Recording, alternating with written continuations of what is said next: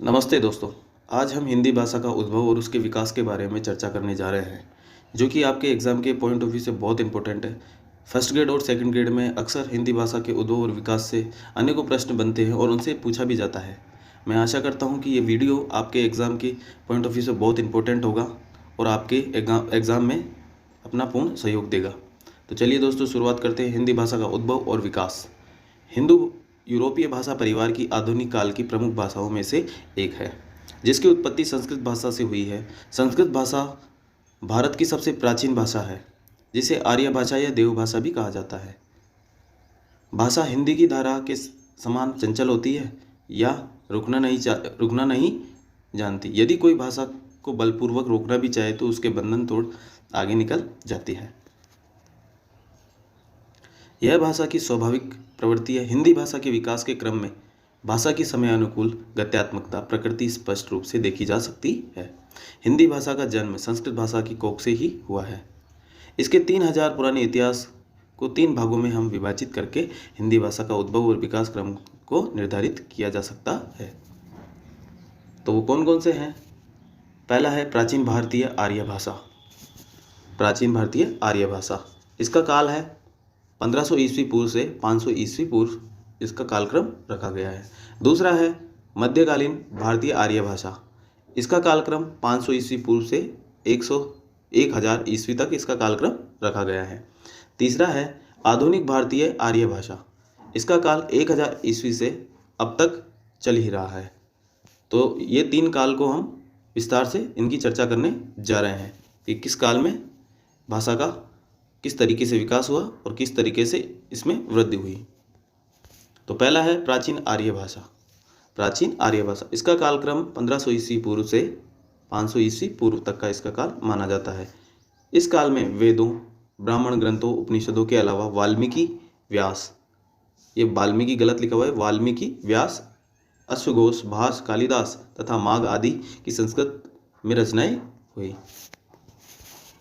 इस कालखंड को व्याकरणिक नियमों के अंतर के आधार पर निम्नलिखित 2 भागों में हम इनको बांट सकते हैं। पहला है वैदिक संस्कृत और दूसरा है लौकिक संस्कृत। वैदिक संस्कृत का काल 1500 ईस्वी पूर्व से 1000 ईस्वी पूर्व तक माना गया है तथा लौकिक संस्कृत का काल 1000 ईस्वी पूर्व से 500 ईस्वी पूर्व तक इसका काल रखा गया है। तो पहला है वैदिक संस्कृत। वैदिक संस्कृत 1500 ईस्वी पूर्व से 1000 ईस्वी पूर्व मूल रूप से वेदों की रचना किस भाषा से हुई उसे वैदिक संस्कृत कहते हैं। संस्कृत का प्राचीनतम रूप और संसार की प्रथम कृति ऋग्वेद के रूप में प्राप्त होती है, इसलिए इस काल में उपनिषदों और ब्राह्मणों ग्रंथों की रचना हुई थी। दूसरा है लौकिक संस्कृत। लौकिक संस्कृत का काल 1000 ईस्वी पूर्व से 500 ईस्वी पूर्व तक माना गया है। लौकिक संस्कृत को प्राचीन ग्रंथों के अतिरिक्त संस्कृत का प्रयोग साहित्य में भी हुआ है, इसे लौकिक संस्कृत कहते हैं। जैसे कालिदास, अश्वघोष, माघ, भास, वाल्मीकि, व्यास आदि की रचनाएं इसी काल में रची गई है। जैसे कि रामायण, महाभारत, व्याकरण, नाटक आदि की रचना इस काल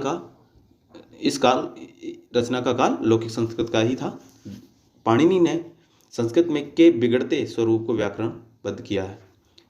इसी समय क्षेत्रीय स्तर पर 3 बोलियां विकसित हुई, पश्चिमोत्तर, मध्य देशीय और पूर्वी बोलियां भी विकसित हुई। दूसरा है मध्यकालीन भारतीय आर्य भाषा।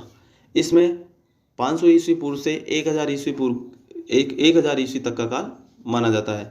इस काल में लोक भाषा का विकास हुआ तथा भाषा का विकास इसमें भी 3 भागों में हुआ। इनमें से पहली है पाली, दूसरी है प्राकृत, ये प्रकृति लिखा हुआ है, प्राकृत है ये। तीसरी है अभ्रंश। पाली का काल 500 ईस्वी से 1 ईस्वी तक माना गया है। दूसरा प्राकृत का काल 1 से 500 ईस्वी तक माना गया है तथा अपभ्रंश का काल 500 ईस्वी से 1000 ईस्वी तक माना गया है। तो हम पहली को पढ़ते हैं, पाली। पाली का काल 500 ईस्वी से 1 ईस्वी तक संस्कृत भाषा बोलचाल की भाषा बनते बनते इसमें काफ़ी बदलाव आया, जिसे पाली नाम दिया गया तथा इसे भारत की प्रथम देशी भाषा कहा गया। मगध प्रांत से उत्पन्न होने के कारण इसे मागधी भी कहा जाता है। बौद्ध ग्रंथों में पाली भाषा का शिष्ट और मानक रूप देखने को मिलता है। इस समय क्षेत्रीय बोलियों की संख्या 4 हो गई। पहली पश्चिमोत्तरीय, दूसरी मध्य देशीय, तीसरी पूर्वी तथा चौथी दक्षिणी। अगली है प्राकृत। प्राकृत का काल 1 ईस्वी से 500 ईस्वी, 1 ईस्वी से 500 ईस्वी तक इसका कालखंड माना जाता है। 1 ईस्वी आते आते इस बोलचाल की भाषा में परिवर्तन आया और इसे प्राकृत की संज्ञा दी गई। यह असंस्कृत भाषा थी। इस काल में क्षेत्रीय बोलियां 5 थीं। वह 5 कौन कौन सी थी? पहली थी सोरसेनी, मथुरा के आसपास की भाषा। दूसरी पैसाची, सिंध की आसपास की भाषा।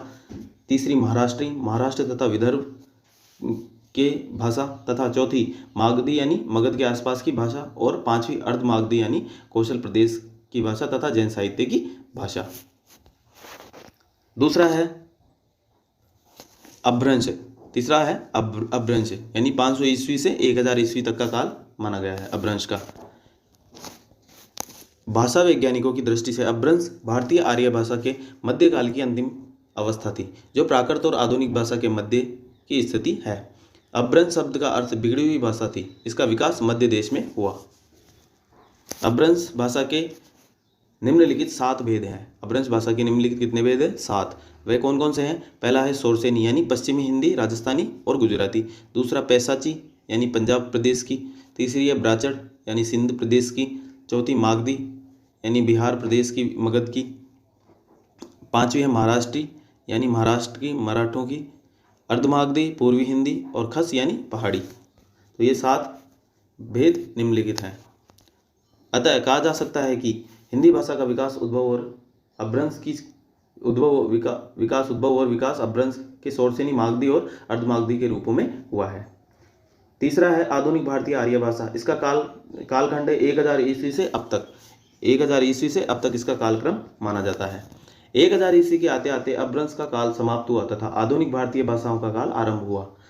अभ्रंश के क्षेत्रीय स्वरूपों से आधुनिक भाषा का जन्म हुआ। आगे चलकर पश्चिमी हिंदी, राजस्थानी, बिहारी, पूर्वी हिंदी और पहाड़ी 5 उपभाषाओं तथा इनमें विकसित हो गई। क्षेत्रीय बोलियां जैसे ब्रजभाषा, खड़ी बोली, जयपुरी, भोजपुरी, अवधी व गढ़वाली आदि को समग्र रूप से हिंदी कहा जाता है। कालांतर में खड़ी बोली ही अधिक विकसित होकर अपने मानक और प्रतिष्ठित रूप में वर्तमान और बहुप्रचलित मानक हिंदी के रूप में सामने आई। अब कालक्रम अनुसार देखते हैं किस भाषा का किस काल में विकास हुआ। हिंदी भाषा की उत्पत्ति और क्रमिक विकास। संस्कृत, पहले संस्कृत थी जिसका काल था 1500 ईस्वी पूर्व से 500 ईस्वी पूर्व, जिसमें वैदिक और लौकिक दोनों संस्कृत इसके अंतर्गत आती है। दूसरा है पाली। पाली का कालखंड था 500 ईस्वी से 1 ईस्वी तक। बुद्ध के उपदेश इसी भाषा में दिए गए। अगली है प्राकृत। प्राकृत का 1 ईस्वी से 500 ईस्वी तक जन सामान्य की भाषा प्राकृत बनी। इसके बाद में अभ्रंश 500 ईस्वी से 1000 ईस्वी तक लोक कथाएँ प्रचलित हुई तथा अगली है हिंदी। इसके बाद में हिंदी का मानक रूप सामने आए। 1000 ईस्वी से अब तक हिंदी के विविध रूप सामने आए। तो ये थी दोस्तों हिंदी का विकास और उसका उद्भव किस प्रकार से हुआ है और हिंदी की उत्पत्ति किन किन भाषाओं को तोड़ कर और जोड़कर हिंदी का अभी तक मानक रूप किस प्रकार से सामने आया है। तो दोस्तों ये थी एक छोटी सी जानकारी जो मैंने आपको दे दी है। अगर वीडियो आपके एग्जाम के पॉइंट ऑफ व्यू से इंपॉर्टेंट है तो प्लीज़ लाइक शेयर करना ना भूलें। अगर चैनल पर पहली बार आए हैं तो चैनल को सब्सक्राइब करना ना भूलें। आगे से आगे ऐसे वीडियो मैं आपको प्रोवाइड करवाता रहूँगा जो कि आपके एग्ज़ाम की दृष्टि से बहुत उपयोगी रहेंगे। जय हिंद, वंदे मातरम।